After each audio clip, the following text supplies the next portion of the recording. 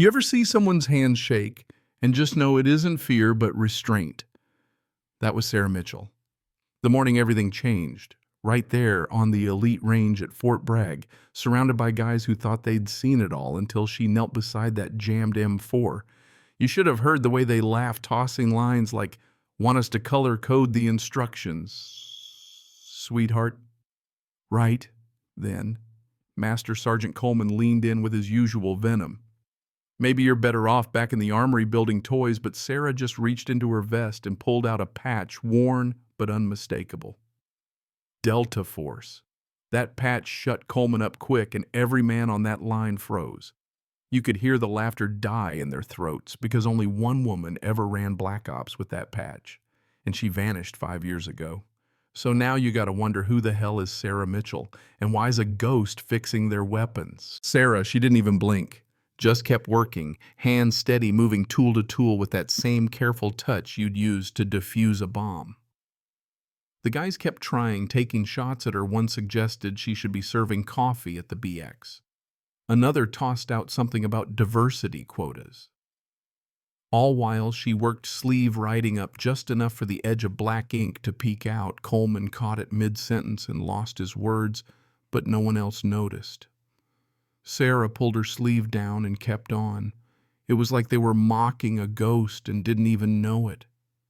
Ever been judged before someone even knew your story?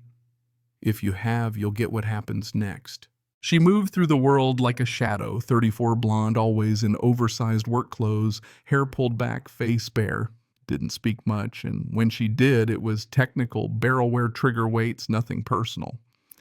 Other contractors called her that weird one who never joins happy hour.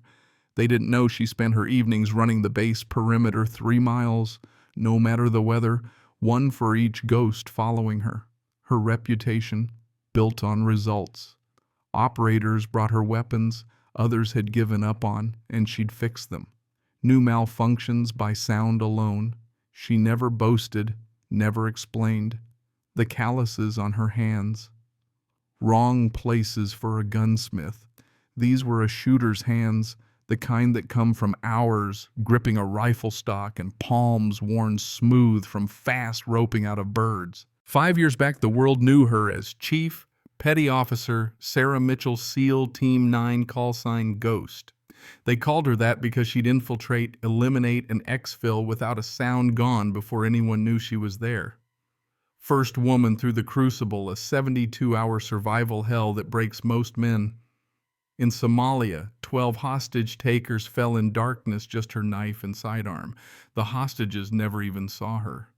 23 American contractors owe her their lives in Syria, though none know her name. That tattoo, not just a SEAL trident, but 4 stars for 4 major ops, and 3 names tiny but permanent: Marcus Chen, David Rodriguez, James Thompson. They died when someone behind a desk made a bad call. She lived because they covered her retreat. She runs those 3 miles for them every dawn. That one night in Afghanistan, 3 SEALs died protecting a CIA asset. Turned out the asset was dirty. Sarah made it to the exfil point, dragging Marcus's body until Taliban fire made it impossible. She can still feel that weight. The Navy wanted to pin medals on her. She turned them down.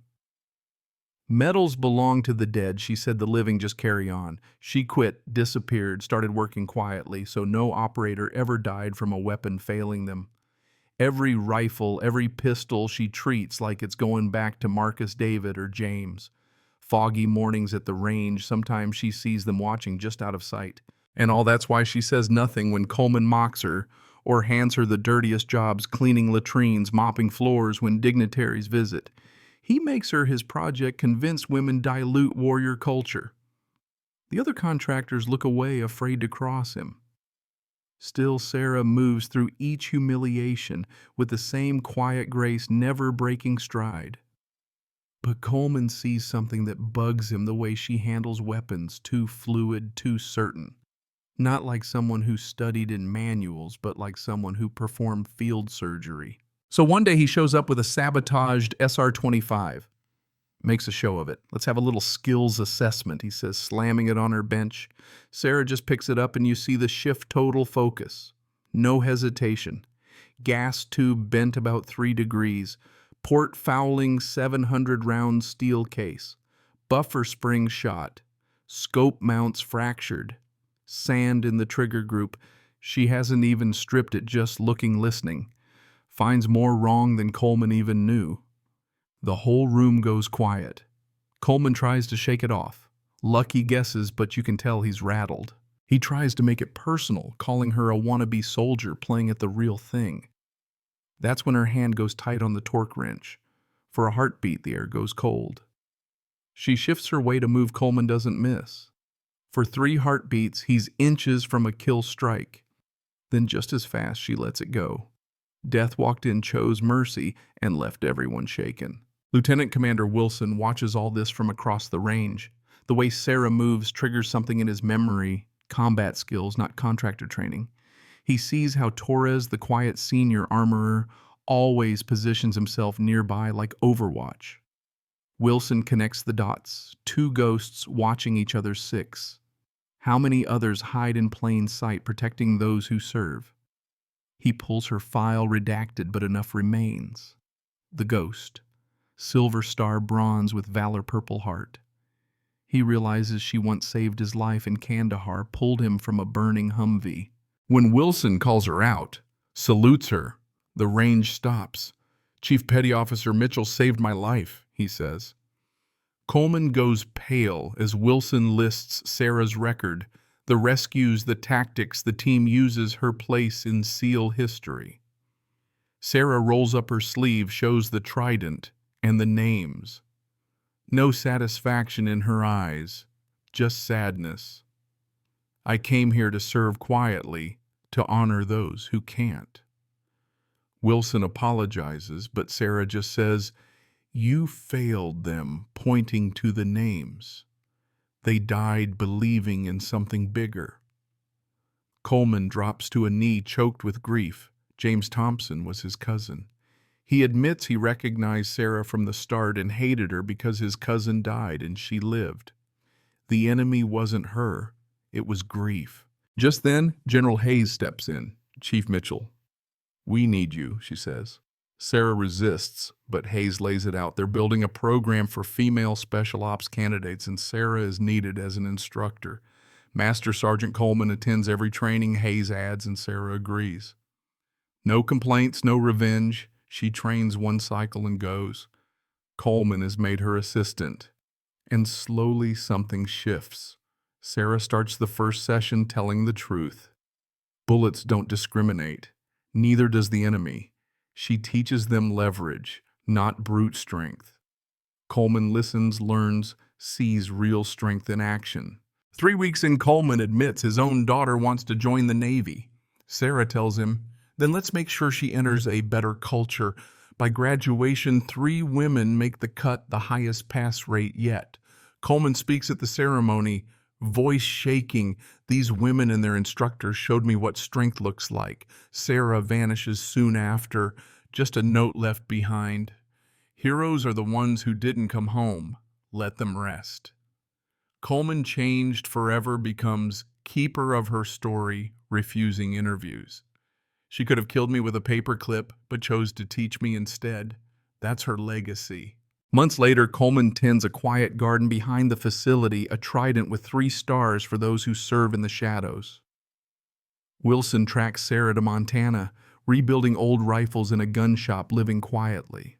When he tells her about Coleman and the program's success, she just nods. You have Coleman now. He gets it. Before he leaves, she sends a message for Thompson's daughter, now 17, and ready to follow her dad's path. The Ghost Foundation starts sending anonymous donations, funding scholarships for Gold Star kids training in trauma care. It's Sarah still serving just in the shadows. One day Coleman finds a challenge coin with coordinates. He follows them to a Montana memorial. 3 names on a stone, wildflowers, nothing fancy. Sarah runs her 3 miles there every dawn. The women she trained, go on to save lives, break barriers. Coleman's daughter enlists, enters a different Navy. At her graduation, he spots a familiar figure, Sarah, in civilian clothes, fading back into the crowd, always the ghost, always watching. Years down the road, as the Montana sun rises, Sarah runs those same 3 miles, her silhouette stretching long across the hills. In her pocket, 3 shell casings worn smooth. She's not looking for glory. Her legacy lives in the lives she touched, the cultures she changed, the barriers she broke. No medals, just the silence between heartbeats, where real honor lives. She'll keep running a ghost among the living, carrying the memory of the dead forward with every step. So let me ask you, do you think true strength needs to announce itself, or does it move quiet in the dark, shaping the world with every sacrifice no one sees? Drop your thoughts below. Where do you stand on what makes a hero and who deserves to be remembered?